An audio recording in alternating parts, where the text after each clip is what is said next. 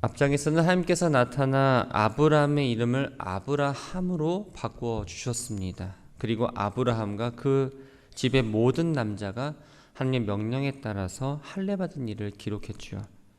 오늘 본문은 하나님께서 다시 아브라함에게 나타나셔서 사라에게 아들을 낳게 될 거다, 또 소돔과 고모라를 심판하실 약속을 말씀하고 있습니다. 1절은 사건이 일어난 시간과 공간적 배경을 먼저 소개합니다.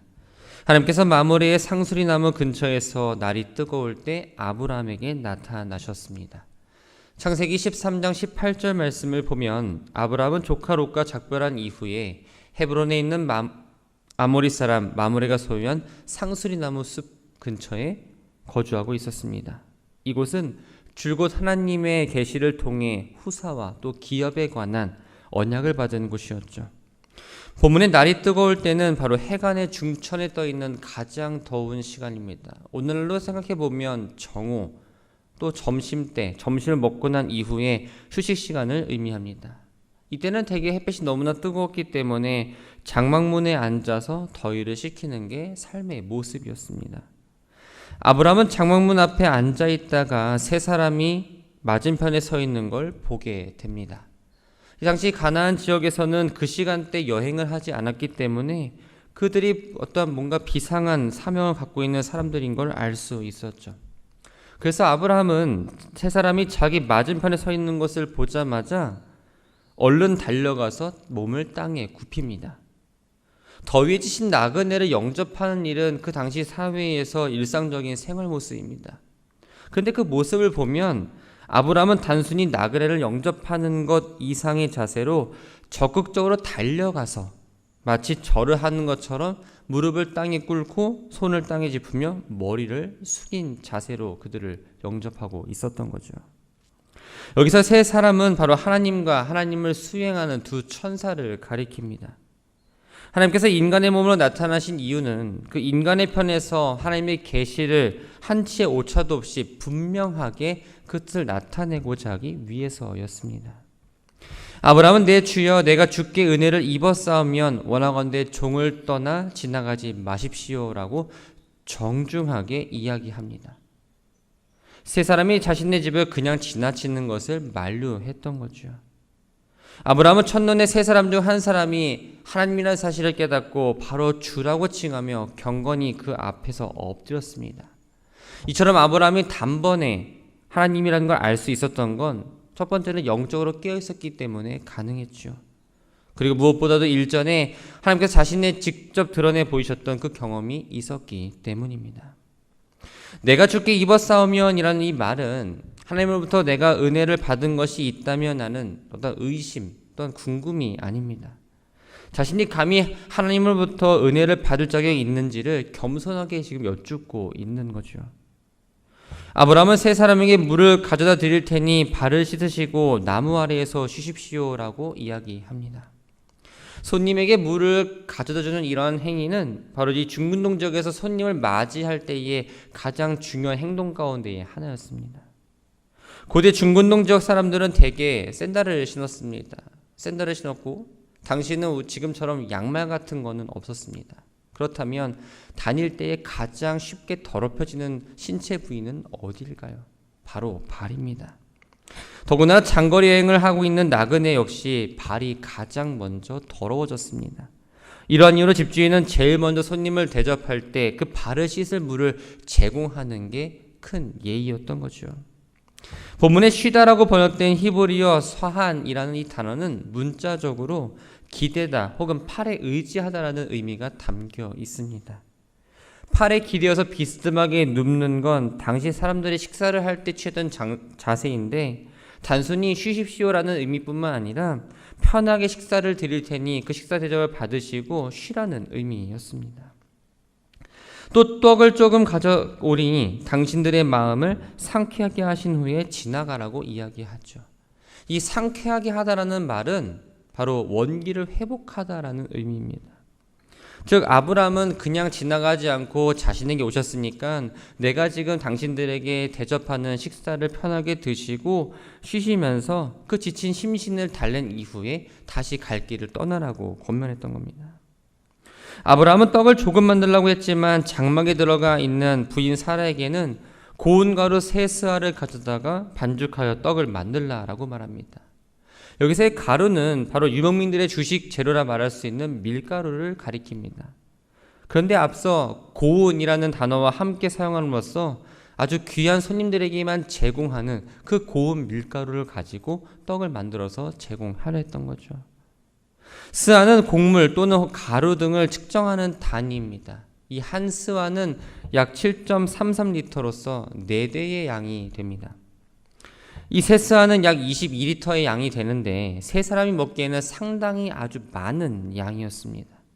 또 가축대가 있는 곳을 달려가서 기름지고 좋은 송아지를 잡아다가 그 송아지를 가지고 하인에게 요리를 하게 합니다.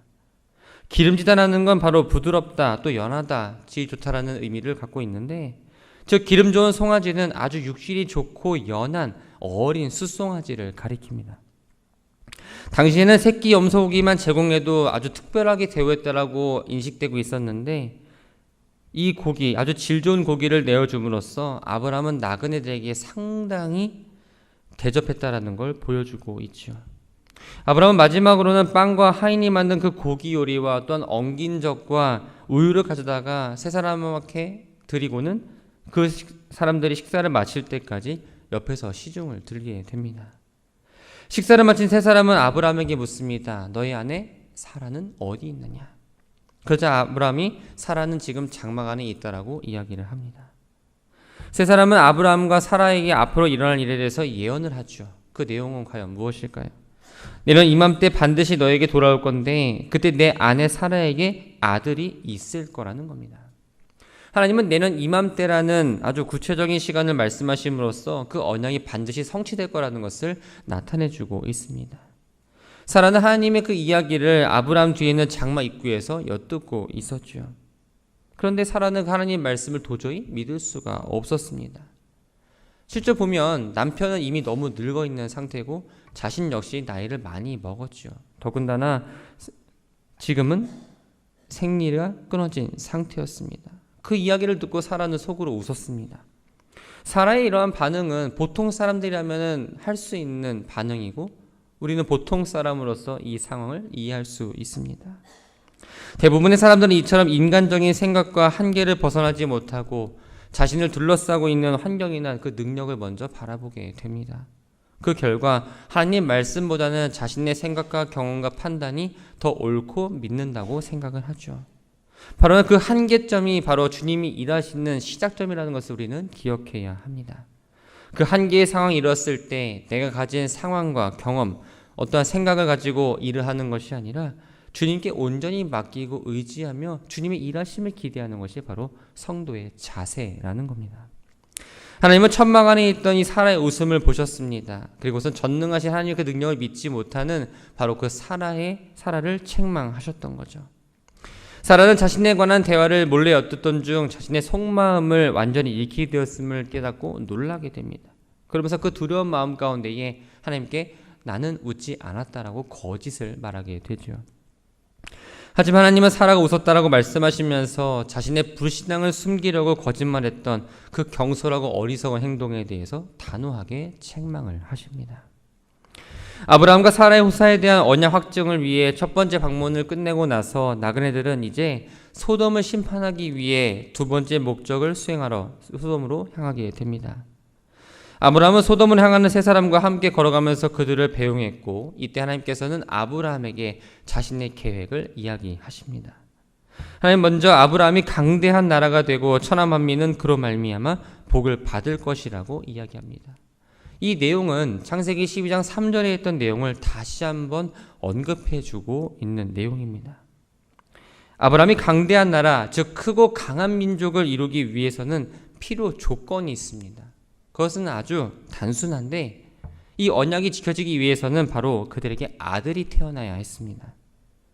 이 약속은 아브라함의 아들 가운데 이스마엘이 강대한 그 아라비아 족속의 조상이 되고 이삭이 이스라엘의 조상이 되었다는 것으로 문자적으로는 성취가 되었습니다. 이 말은 더 나아가서 아브라함의 씨앗이 메시아에 통해서 메시아가 탄생을 하고 이로 인해 믿음의 사람 아브라함의 영적 자손으로 구원에 동참하는 모든 사람들이 많아지게 되는 것을 의미합니다. 19절에 보면 하나님께서 아브라함을 택하신 이유에 대해서 말씀하고 있죠. 그것은 아브라함이 자녀와 그 집안 사람들에게 여호와의 도를 지키고 또한 공의와 정의를 가르쳐서 실천하게 함으로써 그 하나님을 향한 그 믿음이 계속적으로 이어지게 하는 게 목적이었습니다. 이런 아브라함의 신앙적 헌신을 통해서 하나님은 그 아브라함이 약속하셨던 약속을 지키고자 하셨던 거였죠. 아브라함에게 하나님은 두 번째 계획을 말씀하십니다. 그것은 바로 소돔과 고모라를 심판하는 일이었습니다. 20절에 보면 소돔과 고모라에 대한 부르짖음이 크고 그 죄악의 심이 무겁다라고 말씀합니다. 이 소돔과 고모라에 대한 부르짖음이 크다라는 말은 소돔과 고모라 안에 있는 사람들의 그 고난받는 의인들의 호소가 점점 더 커지고 있다는 것을 의미합니다. 다른 말로 표현하면 바로 소돔과 고모라의 죄악이 극도에 달았다는 걸 의미하고 있죠. 소돔과 고모라는 아드마와 또한 스보임 또한 소아가 더불어서 사해 남쪽 서쪽에 위치하고 있는 도시입니다. 이 도시는 아주 심각하게 타락했기 때문에 성경에서 범죄의 도시를 가리킬 때 대표적으로 쓰이는 도시이죠. 하나님은 소돔과 고모라의 죄악이 절정에 이르렀는지 직접 내려가서 확인하고자 하셨습니다. 이것은 하나님께서 직접 보지 않았기 때문에 몰라서 확인하신 행동이 아닙니다. 철저하게 조사해서 바로 소돔과 고모라의 사람들이 죄악에 대해서 회개하지 않을 때는 반드시 심판하시겠다는 그 의지를 보여주고 있는 겁니다. 하나님의 심판을 전달하는 두 천사는 소돔으로 떠났고 아브라함은 하나님 옆에 계속 머물러서 그 소돔과 고모라를 구원하기 위한 중재 역할을 감당하고자 합니다. 이런 행동을 하게 된 이유 가운데 하나는 바로 소돔성에 살고 있는 자신의 조카 그 롯과 그의 가족들에 대한 염려가 한몫을 했습니다. 하지만 구체적으로 직접적으로 롯에 대해서는 언급하지 못하고 50명의 의인을 제안함으로써 중재를 하기 시작하죠. 악인에게는 형벌을 또한 의인에게는 구원을 베푸시는 게 바로 하나님의 공의입니다. 이런 공의 하나님께서 악인과 의인을 똑같이 다루시는 건 하나님 스스로 공의를 저버리는 것과 다르지 않았습니다. 그래서 아브라함은 아주 조심스럽게 담대하게 하나님과 정의에 근거해서 소수의 의인을 다수의 악인과 함께 심판하면 안 되지 않냐고 이야기하고 있는 거죠. 그렇다면 하나님은 아브라함의 중재를 꼭 받아들이셔야 했을까요? 결국 그렇지 않습니다. 아브라함의 중재를 받지 않으셔도 됩니다. 그런데 하나님은 아브라함의 중재를 받아들이십니다. 그러자 아브라함은 나는 띠끌이나 재와 같사오니 감히 주께 말씀드리라고 이야기합니다. 자신의 존재를 아주 철저하게 부인하면서 최대한 겸손한 자세로 하나님께 말씀을 하고 있는 거죠. 아브라함은 하나님의 긍정적인 그 응답에 힘을 입어서 계속적으로 용기를 내어 중재를 하기 시작합니다. 처음에 50명을 얘기했다가 45명으로 줄이고 또한 45명에서 40명으로 계속 줄여서 마지막에는 10명까지 의인의 숫자를 줄여 나갔습니다. 10명은 당시 이 대가족 제도에서 한 가족 구성원을 이루는 최소한의 수를 말합니다. 아브라함의 생각에 적어도 그 땅 가운데에 최소한 10명의 의인은 있겠지라는 그 믿음을 가지고 이야기를 했던 겁니다.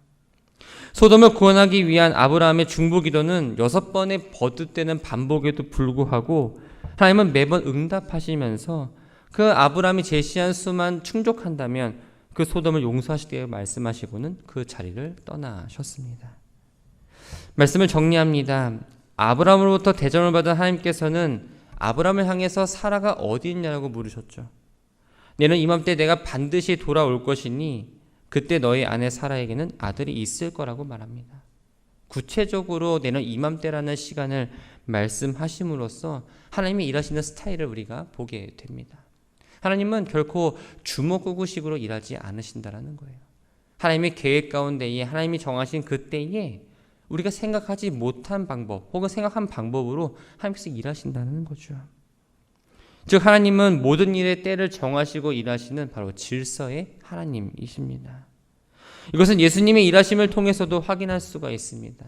예수님은 자신의 때가 이르기까지 30년 동안 그 사역할 준비를 하고 계셨습니다. 또 가나안 혼인잔치에서 어머니 마리아가 포도주가 떨어졌다고 말하셨을 때 내 때가 아직 이르지 아니었다고 하시면서 잠깐 거절하셨다가 나중에 물로 포도주를 만드는 역사를 일으키셨습니다.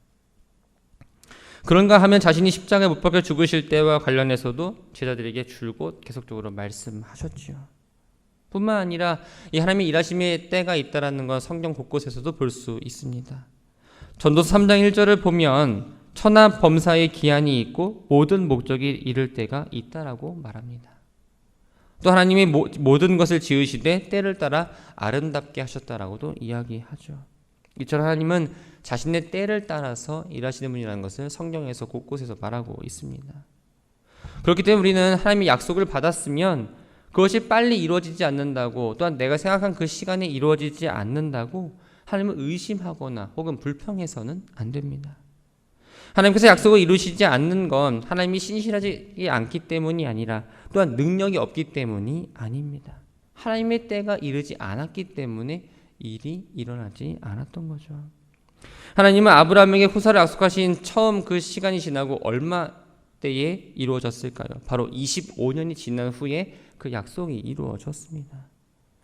하나님은 인간의 생각이 도저히 그 약속이 이루어질 수 없을 때 그 시간에 하나님의 때가 되자 약속을 성취하셨던 겁니다. 우리는 당장 약속이 이루어지지 않더라도, 또한 내가 기도한 제목이 당장 내가 필요한 때에 응답되지 않더라도 하나님을 결코 의심해서는 안 됩니다. 갖고 있는 기도 제목을 가지고 그 응답이 이루어질 때까지 계속적으로 기도해야 한다는 거죠. 우리는 믿음으로 인내하면서 하나님의 때가 이르기를 기다려야 합니다. 하나님은 우리가 어떤 상황이든지 불가능을 가능하게 하시는 분이십니다. 말씀으로 세상을 창조하신 분이 바로 우리가 믿는 하나님이라는 사실을 기억하시기 바랍니다. 믿음이 없이는 하나님을 기쁘시게 할 수 없다라는 그 말씀의 그 진리를 기억하시면서 그 말씀을 오늘 하루 새기시고, 또한 사라와 아브라함이 말씀하셨던 그 약속을 기억하며 우리에게 이루어질 그 약속, 또한 내가 하나님 앞에 기도하고 있는, 간절히 기도하고 있는 그 기도의 제목들이 하나님의 때에 반드시 이루어질 거라는 그 믿음을 가지고 기도하며 나아가는 오늘 한날 되기를 주님의 이름으로 축원합니다.